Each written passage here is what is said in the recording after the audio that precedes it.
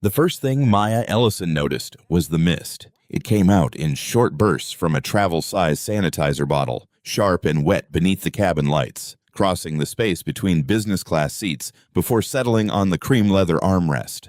A few drops landed on the cuff of her camel coat. Maya looked at the cuff first, then at the man in seat 3A. Victor Lang held the bottle like evidence. His polished briefcase still sat across the empty seat beside him, blocking 3B. His suit was dark, his watch heavy, his jaw set in the practiced shape of a man used to having small rooms adjust around him. "Move her," he said. The cabin had been boarding in order until then. Wheels clicked into overhead bins, seatbelts slid over cushions. A flight attendant closed a closet door near the galley. Now everything held. Maya kept one hand on the handle of her small carry-on. Her boarding pass rested between two fingers. The seat number showed clearly, 3B. Victor looked at the pass without taking it. "I paid for a work cabin," he said, "not a charity row."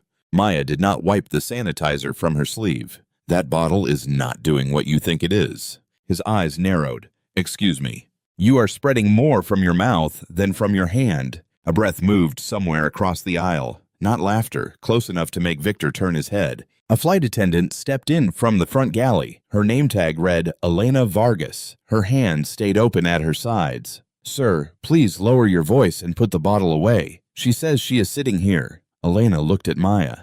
"May I see your boarding pass?" Maya handed it over. Elena read it once, then looked at the seat marker above the row. "Ms. Ellison is assigned to 3B. Mr. Lang, I need you to move your briefcase so she can sit." Victor did not touch the briefcase. "Change her assignment. I cannot move a passenger from a purchased seat because another passenger objects." His mouth tightened. "Another attendant." Tara Vance stopped behind Maya with a stack of folded blankets in her arms. "Mr. Lang," Tara said, "the aisle needs to stay clear." Victor rose halfway, enough to make his height part of the conversation. "Standards used to mean something in this cabin." Maya looked at him carefully now, not at the suit, not at the watch, at the control leaving his face in visible pieces. Standards usually begin with grown men moving their own bags. His face reddened. "You think this is amusing?" "No." Maya's voice stayed level. "I think you saw a black woman walking to a seat beside you and decided the cabin had made a mistake." Elena shifted slightly between them. "Mr. Lang, sit down." Behind Victor, an older man with silver hair lifted his phone. Maya noticed the movement only because he did not hide it. His thumb touched the screen, then stayed still. Victor saw it too. He dropped back into his seat, but the briefcase remained where it was. "She looks like she wandered into the wrong section," he said. "That coat, that bag. I have meetings in New York with people who make actual decisions." Maya's hand tightened once on the carry-on handle, only once. Her mother's brown leather bag rested against her shoulder, old at the seams, polished by years of careful use. Ruth Ellison had bought it after 2 extra hospital shifts back when Maya's college acceptance letter still smelled of the mailbox. Elena turned to Maya. "There is an open business class seat 2 rows forward. You have every right to remain here, but I can move you away from this behavior while I document the incident." Maya looked at Victor's briefcase in her assigned seat, then at the sanitizer drops drying on her cuff. "I'll take the open seat." Victor leaned back as if a decision had been made in his favor. "Finally." Maya lifted her carry-on. As she passed him, she stopped beside the armrest. "Mr. Lang," she said. He looked up. "By the next morning, you may understand which seat mattered less." He frowned. "What is that supposed to mean?" Maya did not answer. She sat 2 rows forward by the window. Elena brought water and said she would file a formal report after landing. Maya nodded. Then she opened a secure message thread with Marcus Reed, General Counsel of Hawthorne Crest Capital. "Terminate the Everwell Systems closing. Withdraw the full $120 million. Initiate leadership integrity review immediately." She pressed send. Behind her, Victor Lang reached for the sanitizer bottle again. The aircraft door closed with him still believing he had protected the seat beside him. Victor Lang learned her name above the clouds. The aircraft had reached cruising altitude when the onboard Wi-Fi connected. His phone filled with alerts before the drink cart reached his row. The first came from Raymond Hale, Everwell Systems Chief Financial Officer. "Call me now." The second arrived before Victor unlocked the first. "Hawthorne Crest has terminated the closing." His thumb stopped on the screen for a moment. The cabin noise dropped behind the blood moving in his ears. He opened the message again, slower this time, as if reading it properly might change the words. It did not. Victor called Raymond. "What is this?" Raymond answered too fast. "Where are you?" "On the flight to New York. Did something happen before takeoff?" Victor looked towards the window seat 2 rows ahead. Maya Ellison had a tablet open on her tray table. Her coat sleeve still showed the faint dark specks where the sanitizer had landed. "There was a seating issue," Victor said. "With whom?" "Some woman. She made it difficult." Raymond went quiet. Victor hated silence from subordinates. It usually meant they had information he did not. "And what woman?" Raymond asked. Victor lowered his voice. "Black, young, camel coat, old brown bag, acting like business class was built around her." Raymond breathed once into the phone. That was Maya Ellison. Victor's hand tightened around the device. "No. She founded Hawthorne Crest Capital. She was flying in for tomorrow's closing meeting."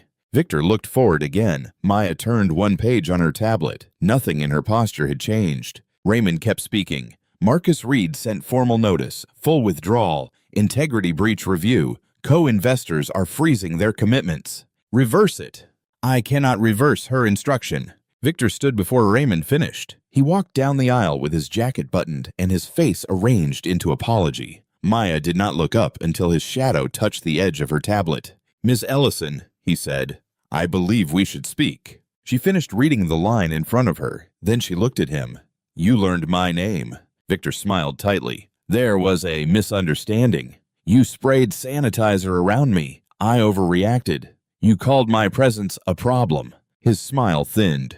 "A decision involving $120 million should not turn on a personal conflict." Maya set the tablet flat on her lap. "It does not." Victor leaned closer. "Then what does it turn on?" "Character, judgment, risk." His mouth opened. She continued before he found a cleaner sentence. "This morning, you gave me information my diligence team could not obtain from your investor deck." Victor looked towards the passengers now watching without pretending. Behind his seat, the older man with silver hair held his phone low against his knee. Maya saw him again. Victor returned to his seat with nothing repaired. When the aircraft landed at John F. Kennedy, Elena Vargas waited near the forward door with Maya's coat over one arm. "I filed the report," Elena said. Maya took the coat. "Thank you." Elena looked past her toward Victor, who was already on the phone again. "There is someone you should speak to." Maya paused. Elena removed a folded paper from her uniform pocket. "Monica Hayes. She used to work at Everwell. My cousin said she built one of their hospital platforms. Then she asked for credit." Maya did not open the paper yet.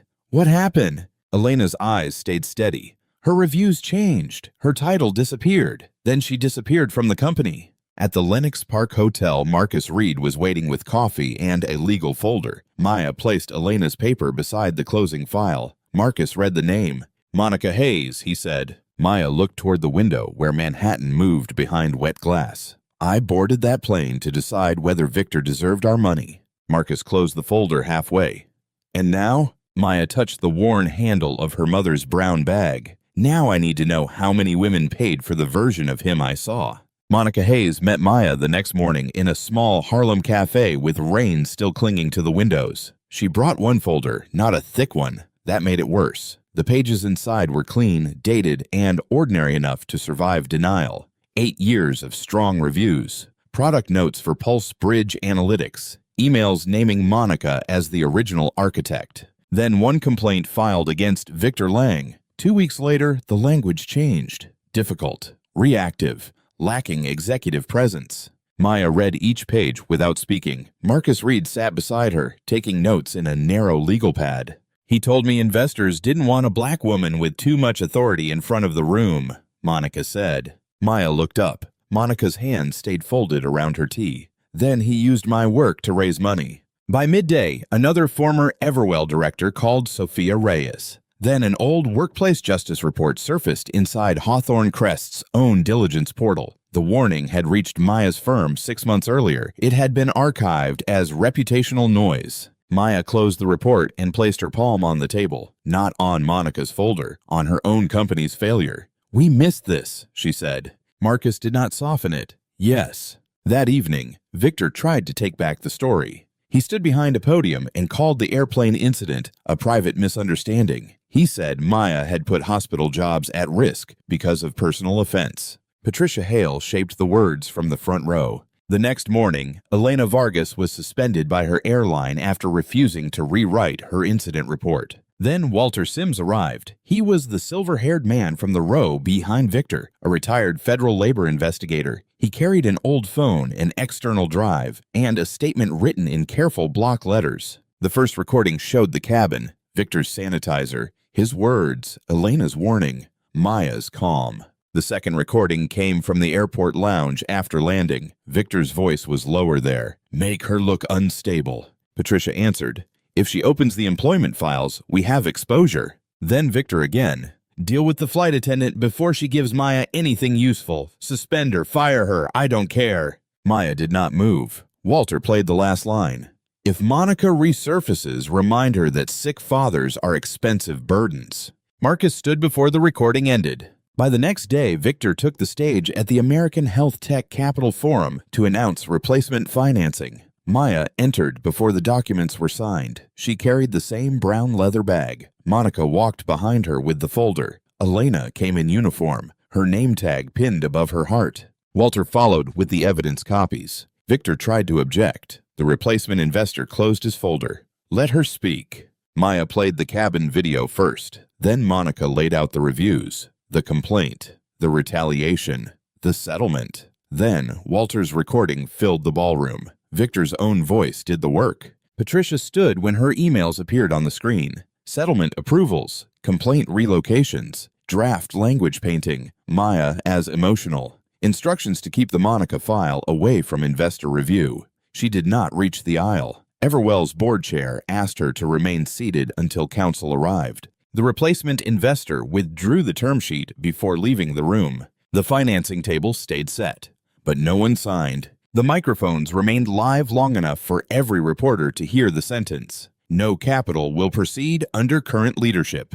Victor looked toward his board. No one stood with him. Before the summit ended, Everwell suspended Victor and Patricia from all authority. Federal counsel issued preservation orders that afternoon. Patricia's conduct was referred for professional review. Victor's public statement was retracted before market close, with one corrected line added to the company record. The withdrawal was not caused by investor emotion. It was caused by undisclosed leadership misconduct and retaliation risk. In the months that followed, Victor's name was gone from Everwell's lobby wall. Monica's employment record was corrected. PulseBridge was publicly credited to her. Restitution covered wages, benefits, lost equity, and the medical costs the old settlement had buried. Elena was reinstated with back pay, benefits restored, and a cleared file. Her airline issued a written correction stating her original report had been accurate and should not have been softened for a high-value corporate passenger. Hawthorne Crest changed too.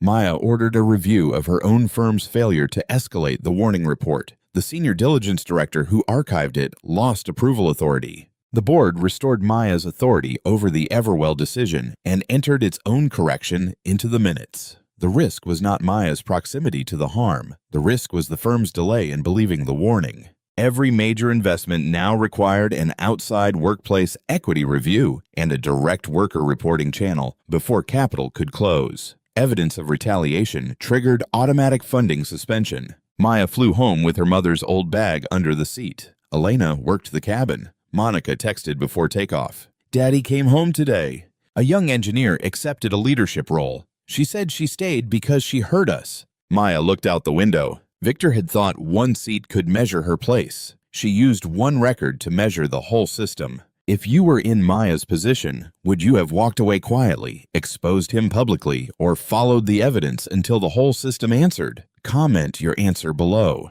Share this story with someone who believes silence protects the wrong people. And subscribe to Fairness Stories for more stories about dignity, justice, and truth. This story is fictional. The characters, companies, events, and settings were created for storytelling, education, and reflection. Any resemblance to real people, real companies, or real events is purely coincidental.